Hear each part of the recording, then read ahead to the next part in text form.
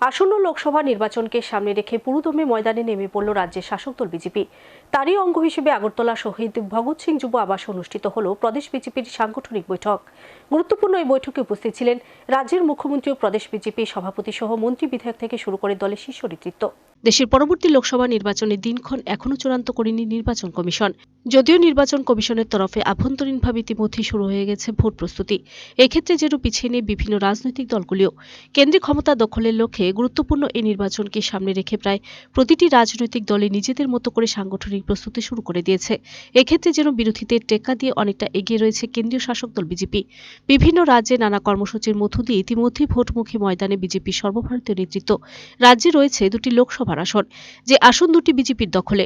আসন্ন লোকসভা নির্বাচনেও এই দুটি আসন মোদিজিকে উপহার দিতে বদ্ধপরিকর রাজ্যের শাসক দল। আর সেই লক্ষ্যে ইতিমধ্যেই ময়দানে নেমে পড়েছে প্রদেশ বিজেপি।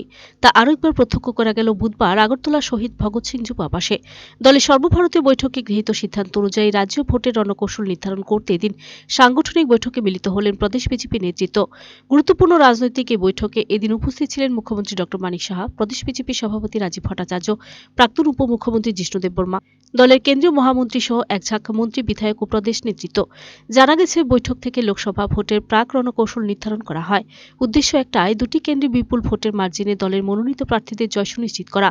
আর সেই লক্ষ্যে দলের মন্ত্রী, বিধায়ক থেকে শুরু করে প্রদেশ নেতৃত্ব পুরোদমে ঝাঁপিয়ে পড়বে।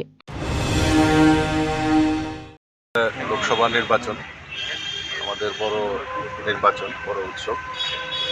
গত ডিসেম্বরের 22 এবং 23 তারিখে আমাদের দিল্লিতে রাষ্ট্রীয় পদাধিকারীদের একটা বৈঠক সংগঠিত হয়।